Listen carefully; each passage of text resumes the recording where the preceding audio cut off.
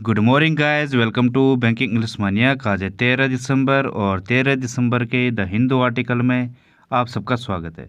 तो चलिए बिना किसी देरी के शुरू करते हैं आज का पहला वर्ड है कम्बरसम। इसका मतलब होता है जटिल या बर्डनसम को कहा जाएगा कम्बरसम, मतलब जो काफ़ी बोझिल है, इन अनमैनेजेबल है, ठीक है, कॉम्प्लेक्स है, इनएफिशिएंट है, इनकन्वीनियंट है, वो होता है कम्बरसम, जिसे आप मैनेज ना कर सको, ठीक है, इम्प्रैक्टिकल टाइप का है जो, ठीक है, ये होता है कम्बरसम। हैफ्टी, बल्कि, ये भी इसके सिनोनिम है, इनका मतलब ही जो बोझिल है।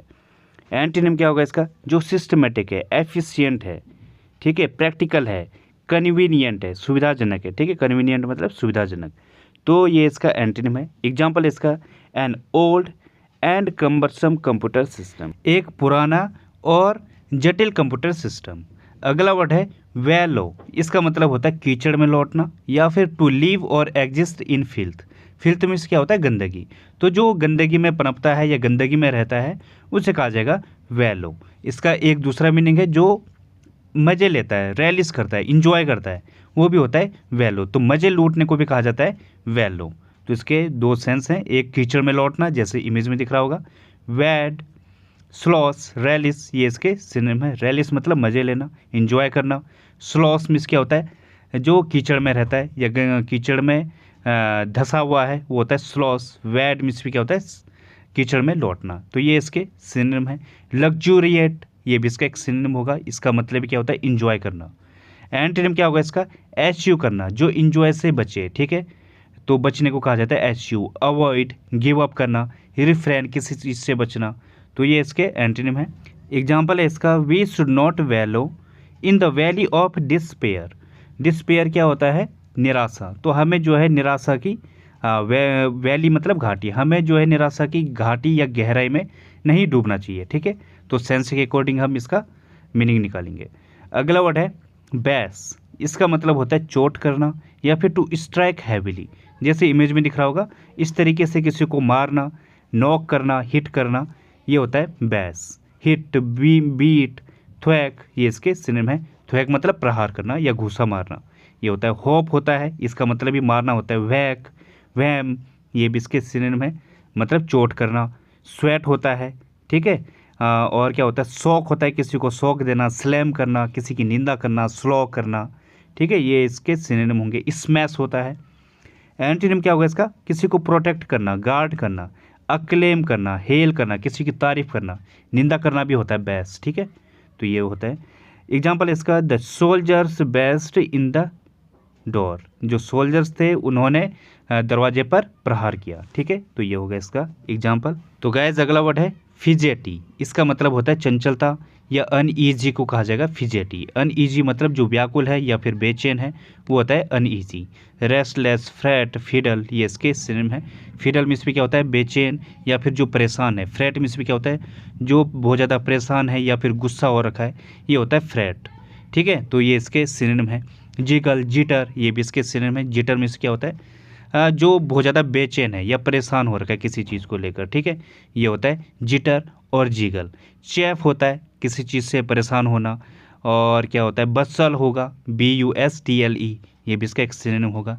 एक इडियम आती है, like a cat on hot bricks. इसका मतलब भी क्या होता है? जो बहुत ज़्यादा बेचैन है, ठीक है। तो ये भी इसका एक सिनोनिम होगा। एंटीनिम क्या होगा इसका? बी स्टिल, शांत होना। काम, ट्रैंक्विल, रिलैक्स, ये इसके सिनोनिम है। ट्रैंक्विल मतलब क्या होता है? शांत होना या शांत चित्तता को कहा जाएगा। तो ये इसके एंटीनिम होंगे। एग्जाम्पल है इसका, it annoys me when you fidget. ये मुझे जो है परेशान कर देता है जब तुम जो है बेचैन हो जाते हो, ठीक है। तो ये होगा। अगला वर्ड है एक्सटेसी। इसका मतलब होता है परमानंद या इंटेंस प्लेजर को कहा जाएगा एक्सटेसी। जब आप बहुत ज़्यादा डिलाइट होते हो, बहुत ज़्यादा खुश होते हो, ठीक है, वो होता है एक्सटेसी। ब्लिस, हैप्पीनेस, रैप्चर, ये इसके सिनोनिम है। रैप्चर मीन्स भी क्या होता है? बहुत ज़्यादा परमानंद को कहा जाएगा, जो परम आनंद में है वो होता है रैप्चर। हैप्पीनेस, ब्लिस मीन्स भी क्या होता है? जो बहुत ज़्यादा खुश है, ठीक है। तो ये इसके सिनोनिम होंगे। रेविसमेंट होता है, एग्जाल्टेशन, ये भी इसके सिनोनिम है। इनका मतलब भी जो बहुत ज़्यादा खुश है, इंटेंस प्लेजर को कहा जाएगा, ठीक है। यूफोरिया होता है, इसका मतलब भी बहुत ज़्यादा जो खुश है और डिलाइट हो गया, इलेशन होगा, ELATION इलेशन, और क्या होता है रेप्सोडी होगा। ठीक है, तो ये भी आप ध्यान रख सकते हो।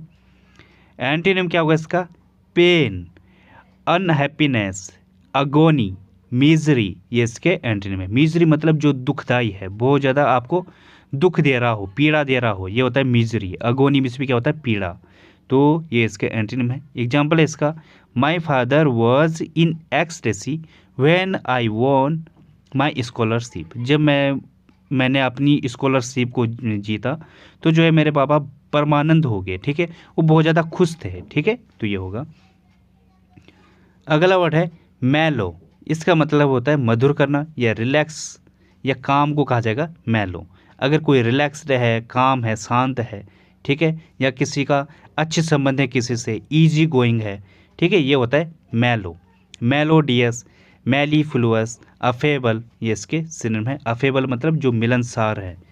मेलीफ्लुअस जो कैसा है, मधुर है या फिर मृदुल है, ये होता है मेलीफ्लुअस। मेलोडियस सरल को कहा जाएगा, तो ये इसके सिनोनिम है।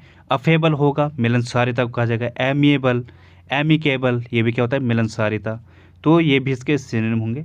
एंटीनिम क्या होगा इसका, हार्श, ग्रफ, सावर, अनराइप, ये इसके एंटीनिम है। अनराइप मतलब जो कच्चा है अभी, ठीक है। सावर जो खट्टा है। ग्रफ कर्कश को कहा जाएगा, या फिर जो कठोर है वो होता है ग्रफ। हार्श में भी क्या होता है, कठोर। तो ये इसके एंटीनिम है। एग्जाम्पल है इसका, his voice was deep and मेलो। उसकी जो आवाज़ थी वो गहरी और मधुर थी। ठीक है, तो ये होगा इसका एग्जाम्पल। तो गाइस अगला वर्ड है फ्यूरोर। इसका मतलब होता है उमंग या फिर क्रोध को कहा जाएगा फ्यूरोर। एंथोसियास्टिक, एंगर, ये इसके सिनोनिम है। मतलब कोई उमंग है या फिर गुस्से को कहा जाएगा फ्यूरोर, तो दोनों ही सेंस देगा। ब्लस्टर, केवोस, अप्रोर, ये इसके सिनोनिम है। अप्रोर मतलब कोलाहल, केवोस अव्यवस्था या फिर कोलाहल को कहा जाएगा केवोस। ब्लस्टर क्रोध करना या फिर उग्र होना, ये होता है ब्लस्टर। कल्ट, फेड, ये भी इसके सिनोनिम होंगे। कल्ट मतलब कोई सनक या फिर सांप्रदाय को कहा जाएगा। सांप्रदायिक दंगे होते हैं कल्ट, तो सांप्रदाय को भी कहा जाएगा कल्ट। फेड में भी क्या होता है, कोई सनक या फिर तरंग को कहा जाएगा फेड। आउटबर्स्ट करना, बहुत ज़्यादा गुस्सा करना। ठीक है, तो ये इसके सिनोनिम है। एंटीनिम क्या होगा इसका, पीस, कंसेंसस, कामनेस, हार्मनी, ये इसके एंटीनिम है। हार्मनी मतलब सामंजस्य, कामनेस शांत को कहा जाएगा। कंसेंसस में क्या होता है, शांत या फिर किसी से एग्री करना। ठीक है, तो ये इसके एंटीनिम है। एग्जाम्पल है इसका, the security leaks have caused a widespread furore. जो सिक्योरिटी जो लीक है उसके कारण एक व्यापक या फिर ज़बरदस्त हंगामा हुआ। ठीक है, तो ये होगा। अगला वर्ड है लाउजी। इसका मतलब होता है बहुत खराब या रिमार्केबली बैड को कहा जाएगा लाउजी। मतलब जो बहुत बेकार है, घृणित है, अबोमिनेबल है, ऑफुल है, स्टिंकी है, ये होता है लाउजी। स्टिंकी मतलब जो जिससे बदबू आ रही हो। ठीक है, गंदा है जो, ऑफुल है, अजीब है, बेकार है। क्रैपी, सैबी, ये भी सिनोनिम है इसके। सैबी में भी क्या होता है, जो बहुत बेकार है। ठीक है, या फिर नीच को भी कहा जाएगा, किसी का कैरेक्टर नीच हो तो उसको भी कहा जाएगा क्रैपी। ठीक है, अबोरेंट घृणित को कहा जाता है। डेस्पिकेबल घृणित होता है। नेस्टी बहुत खराब है जो। नेफारियस, ठीक है, तो ये भी सिनोनिम होंगे। ओडियस होता है घृणित। ओबनॉक्सियस, ये भी इसके सिनोनिम होंगे। एंटीनिम क्या होगा इसका, जो गुड है, अच्छा है। एडमायरेबल है, प्रशंसनीय है। क्रेडिटेबल है, प्रेजवर्थी है। मेरिटोरियस है, ये इसके एंटीनिम है। मेरिटोरियस मतलब जो उत्कृष्ट है, सर्वोच्च है, ये होता है। एग्जाम्पल इसका, द फूड वॉज लाउजी। जो फूड था वो बहुत ही बेकार था या खराब था। ठीक है, तो ये होगा। अगला वर्ड है इम्प्रीमेटर। इसका मतलब होता है अनुमति या मुहर को कहा जाएगा इम्प्रीमेटर। जो ऑफिशियली अप्रूवल होता है वो होता है इम्प्रीमेटर। कोई अनुमति या इजाज़त या फिर कोई छाप है, मुहर है, ये होता है इम्प्रीमेटर।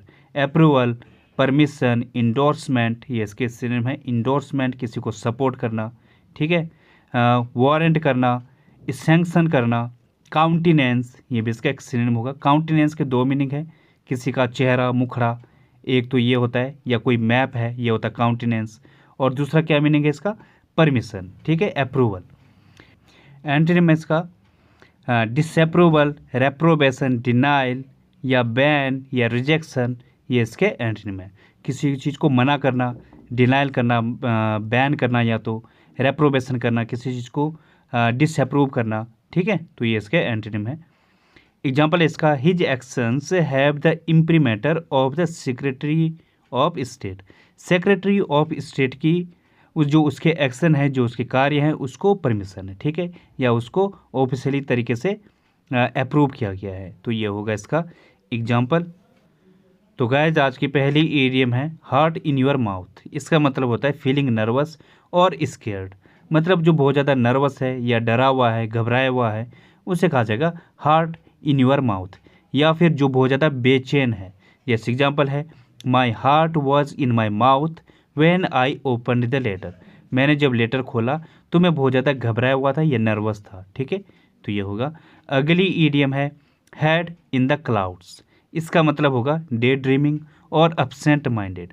मतलब जो खोया खोया रहता है या फिर जो अपनी ड्रीम में खोया हुआ है, वो होता है हेड इन द क्लाउड्स। जैसे एग्जांपल है, he is not right for this job, he has his head in the clouds. वो जो है इस जॉब के लिए सही नहीं है, क्योंकि वो जो है खोया खोया सा रहता है, या फिर वो डे ड्रीमिंग टाइप का है, ठीक है, तो ये होगा। अगली जो ईडियम है यूज़ योर लॉफ। इसका मतलब होता है to use your brain to think, या फिर टू थिंक अबाउट समथिंग। जो अपने ब्रेन का यूज कर सके या फिर जो जिसके पास सोचने समझने की क्षमता है, उससे कहा जाएगा यूज योर लॉफ। जैसे एग्जांपल है, come on everyone use your laugh so we can solve this problem. चलो सभी लोग अपने दिमाग का यूज करें और इस प्रॉब्लम को ताकि हम इस प्रॉब्लम को सॉल्व कर सकें, ठीक है, तो ये होगा। अगली ईडियम है व्हेन पिग्स फ्लाई। इसका मतलब होता है something that you think will never happen. मतलब कोई इम्पॉसिबल चीज़ है जिसका होना इम्पॉसिबल है, ठीक है, जिसका होना पॉसिबल नहीं है, उसे कहा जाएगा व्हेन पिग्स फ्लाई।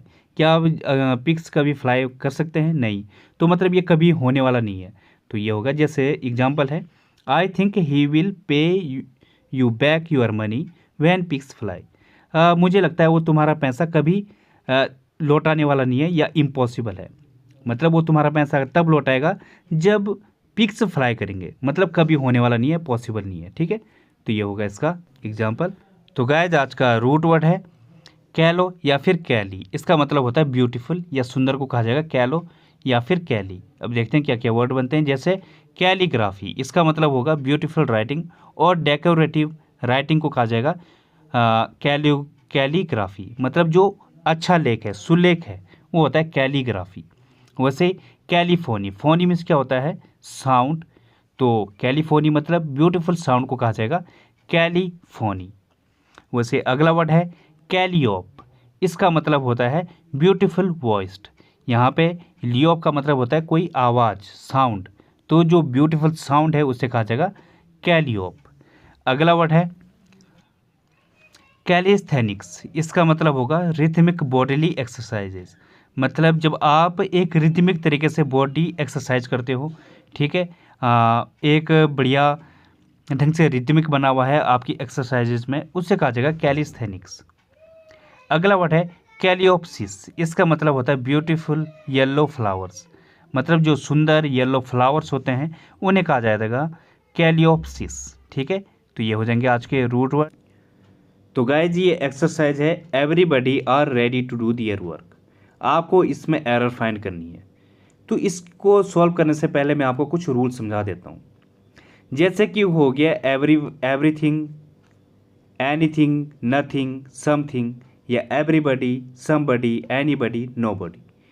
इसमें क्या है, आपको सबसे पहले ये फाइंड करना है कि ये प्रोनाउन है या क्या है। तो मैं आपको बता दूं ये सारे क्या हैं, प्रोनाउन है। आपको पार्ट ऑफ स्पीच जानना जरूरी होता है कि वो कौन से पार्ट ऑफ स्पीच का है। ध्यान देना, नाउन हो गया, प्रोनाउन हो गया, वर्ब हो गया, इन तीनों को ही आप कोई सिंगुलर बना सकते हो, प्लूरल बना सकते हो, ठीक है। तो जो ये एवरीथिंग है, ये जो आपके सामने दिख रहा है, ये सारे प्रोनाउन है। सपोज ये जानना क्यों जरूरी है आपका, सपोज मैं आपके सामने एक सेंटेंस बताता हूँ, राम आर गोइंग। आप बोलोगे इसमें एरर आर नहीं आना चाहिए, क्योंकि राम क्या है, सिंगुलर है। क्योंकि आपने इसकी पार्ट ऑफ स्पीच समझ लिया। अब मैं इसका प्रोनाउन यूज करता हूँ। He is, he are going. आप यहाँ पे भी समझ जाओगे नहीं, इज आना चाहिए क्योंकि ही क्या है, सिंगुलर है। आपने इसका प्रोनाउन पता कर लिया, ठीक है। वैसे ही जब आप इसको देखोगे, everything, anything, nothing, something, everybody, somebody, anybody, nobody, तो आपने यहाँ पे देख लिया ये क्या है, एक प्रोनाउन है, ठीक है। और इसके साथ क्या आता है, सिंगुलर वर्ब आती है।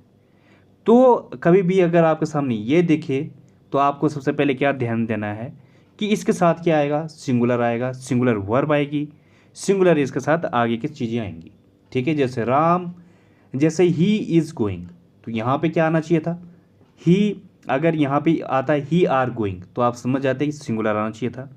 वैसे ही कहीं पे भी आप everything, anything, nothing, something, everybody, somebody, anybody, nobody देखोगे तो इसके साथ सबसे पहले वर्ब कौन सी लगाओगे आप, सिंगुलर वर्ब लगाओगे, ठीक है। अब सॉल्व करते हैं हम इसको। जैसे everybody are ready to do their work, तो इसमें एरर कहाँ पे है, अब आपके समझ में आ गया होगा। एरर किस में है, यहाँ पे आर को आपको रिमूव करना पड़ेगा, क्योंकि आर क्या है, एक प्लुरल वर्ब है। तो आपको यहाँ पे क्या लगाना है, सिंगुलर। तो सिंगुलर हेल्पिंग वर्ब आएगी इज। तो everybody is ready to do their work. यहाँ पे फिर से एक और एरर आ गई है। यहाँ पे दियर के जगह क्या आना चाहिए था, दियर क्या है, एक पॉजेसिव प्रोनाउन है, लेकिन किस में है, ये प्लुरल में है। तो आपको इसको सिंगुलर करना पड़ेगा।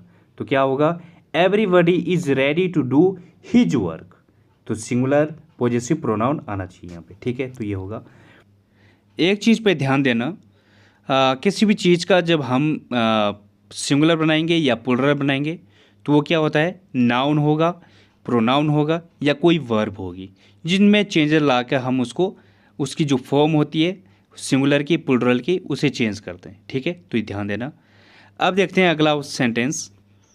अगला सेंटेंस है nothing but some students were present. इसमें आपको एरर फाइंड करनी है। अब यहाँ पे जो है रूल थोड़ा सा चेंज हो गया है, यहाँ पे बट आ गया है, ठीक है। तो अभी हम इसको अच्छे से समझते हैं। अब रूल ये है कि बट के दो मीनिंग होते हैं, एक हो गया कंजक्शन और दूसरा प्रीपोजिशन। कंजक्शन में इसका मतलब हो जाएगा लेकिन, और प्रीपोजिशन में इसका मतलब हो जाएगा सिवाय। जब कंजक्शन आएगा तो इसमें क्या होगा, ये दो फ्रेजेस को जोड़ेगा। और फ्रेजेस क्या होती हैं, जिसमें सब्जेक्ट भी होगा और एक वर्ब आती है। जैसे कि यहाँ पे सेंटेंस है क्या, नथिंग, जैसे नीचे वाला, he worked hard but he failed. यहाँ पे दिख रहा होगा ये क्या है, कंजक्शन का यूज हुआ है, यहाँ पे लेकिन यूज हुआ है। सब्जेक्ट पहले वाले फ्रेज को देखो, ही वर्कड हार्ड, तो यहाँ पे ही के साथ क्या आ गया, एक सब्जेक्ट है, वर्कड भी क्या है, एक वर्ब है। तो ये कंप्लीट हो गया। और फिर इसको किससे जोड़ा गया है, बट से। यहाँ पे भी ही फेल्ड, कंप्लीट एक फ्रेज दूसरी आ गई है। तो जब दो फ्रेजेस को जोड़ेगा तो वो सेंस किसका देगा, लेकिन का। लेकिन अगर क्या है, वो फ्रेजेस से नहीं जुड़ा हुआ है, जैसे ऊपर है एक प्रीपोजिशन पहले लग गई है नथिंग, इसके साथ आपको मालूम है कि सिंगुलर आता है। तो यहाँ पे नथिंग के बाद क्या आ गया, बट आ गया। तो ये किस चीज़ का सेंस दे रहा है, लेकिन का, ये सिवाय का। जैसे nothing but some books was या फिर वर अवेलेबल। तो यहाँ पे आपको एरर मिल गई होगी। नथिंग के साथ क्या आएगा, वाज आएगा, सिंगुलर वर्ब आएगी। तो पहले इसका मीनिंग देखते हैं कैसा बनेगा, नथिंग। अब आगे क्या लग गया है, प्रीपोजिशन लग गई है, बट सम बुक्स, इसको छोड़ेंगे और नथिंग के अकॉर्डिंग हम क्या देखेंगे, इसका वर्ब देखेंगे। तो यहाँ पे क्या आना चाहिए, नथिंग वाज अवेलेबल, कुछ भी उपलब्ध नहीं था, बट सम बुक्स, कुछ किताबों के अलावा, ठीक है। इस तरीके से हम इसको देखेंगे। लेकिन यहाँ पे कन्फ्यूज मत होना बुक्स से, यहाँ पे बुक्स है तो उसके अकॉर्डिंग हम वर्ब लगाएंगे, नहीं। सबसे पहले हम नथिंग देखेंगे और नथिंग के बाद क्या देखेंगे, हम सीधे वर्ब देखेंगे, इसके साथ सिंगुलर आना चाहिए। तो इसकी वर्ब है कहाँ पे, नथिंग वाज अवेलेबल, कुछ भी उपलब्ध नहीं था, बट सम बुक्स, ठीक है। इस तरीके से निकलता है। तो सम बुक्स, सम के साथ क्या आता है, ये आपको ध्यान देना है, सम के साथ आएगा प्लुरल नाउन। तो यहाँ पे प्लुरल नाउन कौन सा है, बुक्स, सम बुक्स, ठीक है ना। तो इस तरीके से बना है। तो ये अलग है, ये अलग है। तो गाइज अब ये है रूल नंबर 3। अब इसमें क्या है sentence, every one section of the society is feeling the pinch of rising prices and corruptions. इसमें आपको एरर फाइंड करनी है। पहले मैं आपको इसका मीनिंग बता देता हूँ। इसका मीनिंग निकल रहा है कि समाज का हर वर्ग राइजिंग प्राइसेस और जो करप्शन है, भ्रष्टाचार है, उसकी मार झेल रहा है। ठीक है, तो ये निकल रहा है। अब आपको इसमें से एरर फाइंड करनी है। कईयों को तो सेंस के अकॉर्डिंग उन्होंने फाइंड कर लिया होगा। अब मैं आपको इसको ग्रामर के अकॉर्डिंग आपको समझाता हूँ। यहाँ पे देखो, यहाँ पे एवरीवन क्या है, हमने पीछे देखा था एक प्रोनाउन है। सेक्शन क्या है, TION जिसके पीछे लगता है वो एक नाउन होता है, तो यहाँ पे नाउन है। तो प्रोनाउन और नाउन कभी साथ में नहीं आते। जैसे राम इज़ गोइंग देयर, तो ऐसा कभी नहीं आएगा Ram he is going there, या तो आप लिखोगे ही इज़ गोइंग देयर या राम इज़ गोइंग देयर, क्योंकि या तो नाउन आएगा, नाउन की जगह क्या आएगा, प्रोनाउन आता है उसकी जगह पर, तो या तो नाउन आएगा या प्रोनाउन आएगा। यहाँ पे क्या लिखा हमने, एवरीवन सेक्शन, तो भाई या तो सेक्शन लिखो या एवरीवन लिखो। मतलब क्या है, ये नाउन दोनों एक साथ नहीं आ सकते। या तो फिर क्या करना पड़ेगा, जो एवरीवन है इसको हमें एडजेक्टिव में चेंज करना पड़ेगा। तो नाउन को क्वालिफाई कौन करेगा, एक एडजेक्टिव। तो यहाँ पे क्या लिखेंगे हम एडजेक्टिव इसका, every section of the society, तब जाके ये ठीक होगा। तो हम यहाँ पे क्या लिखेंगे, every section of the society is feeling the pinch of rising prices and corruptions. अब ये ठीक हुआ है। ठीक है, तो ये होगा। तो गाइज रूल नंबर 4 ये है, ये इससे जो एरर आती है समथिंग समबडी से, वो ये है कि क्वेश्चन टैग को लेकर इसमें एरर आती है। अब सबसे पहले मैं आपको क्वेश्चन टैग समझाता हूँ किस तरीके से ये वर्क करता है। सपोज पहला वाला फ्रेज क्या है, पॉजिटिव होगा, तो जो क्वेश्चन टैग होगा वो किस में होगा, नेगेटिव में होगा। जैसे Ram is there, isn't he, Ram वहाँ पे प्रेजेंट है ना, तो यहाँ पे इजंट ही हमने नेगेटिव में लगा दिया, क्योंकि राम इज़ देयर एक पॉजिटिव में इसकी पहली फ्रेज है। अब सेकंड वाले में देखो, जैसे राम इज़ नॉट देयर, यहाँ पे नेगेटिव आ गया है, तो फिर क्वेश्चन टैग क्या आएगा, इज ही, राम वहाँ पे नहीं है ना, तो यहाँ पे इज ही आएगा, तब ये पॉजिटिव में आएगा। ठीक है, तो इस तरीके से काम करता है। अब देखते हैं हम इसे समबडी और नोबडी से, और समथिंग और नथिंग से। अब ध्यान क्या देना, जब समबडी या नोबडी आएगा तो हमने देखा था ये किसी पर्सन के लिए यूज होता है, तो ये किस में आता है, ये आएगा इसका जो आगे का क्वेश्चन टैग लगेगा वो लगेगा प्लूरल में। लेकिन जब थिंग की बात आए, समथिंग या नथिंग, तो हम इससे किस में यूज करेंगे, सिंगुलर में। जैसे समबडी वॉज प्रेजेंट, नीचे एग्जाम्पल में देखो समबडी वॉज प्रेजेंट, यहाँ पे समबडी आया है तो पर्सन के लिए आया है, तो यहाँ पे क्या आना चाहिए, वजंट को काटेंगे हम और क्या लिखेंगे, वरंट दे। ठीक है ना, इस तरीके से होगा। सेकंड वाले को आपको सॉल्व करना है, काफ़ी इजी है। थर्ड वाला मैं आपको समझा देता हूँ। नोबडी वॉज प्रेजेंट, अब इसके साथ क्या आएगा, नोबडी क्या था, एक पर्सन की बात हो रही है, तो इसके साथ क्या आएगा, वर दे। ठीक है ना, नोबडी क्या है, एक नेगेटिव है शुरू में। नोबडी क्या आता है, जैसे समबडी था, ये क्या था, पॉजिटिव था, लेकिन नोबडी क्या है, एक नेगेटिव है, तो इसके साथ क्या आना चाहिए, वर दे आएगा, ना कि वारंट दे। ठीक है ना। तो गाइस आज के लिए बस इतना ही। थैंक यू, धन्यवाद। If you like the video please like and subscribe the channel. और गाइस जो ये सेकंड वाला सेंटेंस है, इसका क्या आंसर आएगा ये आप कमेंट बॉक्स में ज़रूर लिखना। ठीक है, थैंक यू, धन्यवाद।